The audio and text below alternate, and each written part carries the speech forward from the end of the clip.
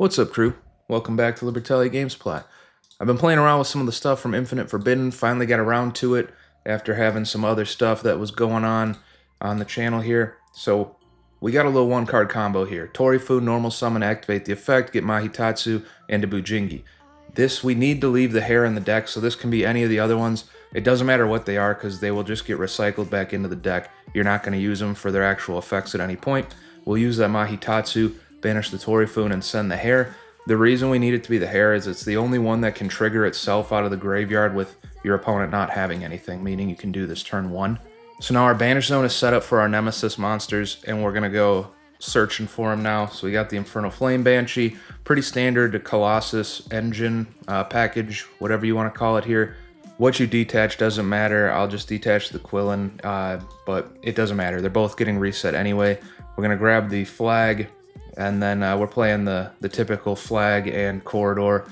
We'll recycle the hair into the graveyard for the flag. Flag effect, search corridor, and then we'll recycle that Torifu, or if you had some other stuff banished that you wanted to reset, you could do that. Now, the other benefit to this is now we've completely reset the Torifu engine in the deck for our follow-up. So usually what will happen is if you go Torifu, or like the combos in the past have required you to have multiple Bujins or Bujingis in play, like in your hand in the graveyard to make use of all the effects, meaning you run through them all in like 1 to 3 turns.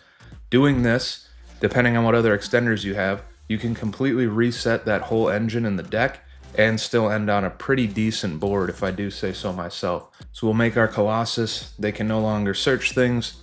We'll make our Rabbit with our 2 extras. That was another nice thing, is the combos I was playing around with the Colossus previously, there was nothing you could really do with the flag because it's a level 2 fire. It doesn't really work with anything other than Link monsters, and this is so generic that it works perfectly. So we'll use that effect to get the search. So here it's only 3 cards, but it's a pretty solid 3 cards, especially off of a 1-card Bujin combo, which is not a thing that has really ever existed before. The Colossus will shut down that searching power. This will get you the back row pop, which can or cannot be relevant, but it's not really any different than when we had Hashima up here, and you would like trigger it with an Xyz monster effect to pop a back row. It kind of does the same thing. You would just trigger it off of your Silo Hat Trick, so we'll pass turn. And so now what would happen is you're going to wait for this activation. They're going to be trying to play around it because they know you have it, but you flip that Silo Hat Trick, it'll summon itself. On its summon, because you have 2 illusions, it can negate 2 monster effects on the board. You would also get that back row pop, and they can't search. So this is a decent little shutdown board off of just 1 card, and it's pretty sparse in terms of like what it costs you out of your deck. So if you look in the graveyard here, we can make use of this. We have no need for any of these 3 again because the Colossus is already on the board, and the Mahitatsu is just a summon target off of the Torifu, and we have another one in the deck. I'll show you the list here in a second. So an interesting concept, I think. It would allow you to play kind of whatever engine you want along with Bujins, and you could do this regardless, and then the whole secondary engine can build the rest of that board. So I just thought I'd share it with you. So here's the list real quick. It's not like super well refined as has been the case lately because I've been focused on making my lore videos, so check those out if you haven't yet. Fiendsmith was the most recent one. I thought it turned out pretty cool. I think the extra deck in particular probably has some room for improvement. I basically just went with like the skeleton of the stuff that I knew I wanted to play for sure, and then just kind of filled in whatever seemed like a good card.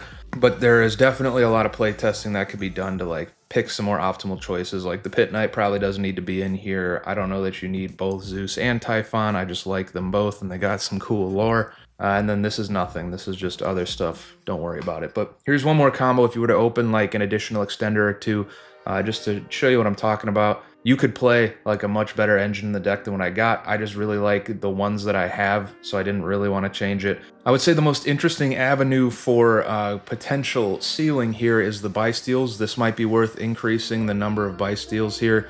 Basically, if you can get Lubellion in hand or in the graveyard with like a Foolish Burial and then a different Bystial in hand, you can end the board with Lubellion, your other stuff that you would have set up anyway and regained, which would give you that extra draw.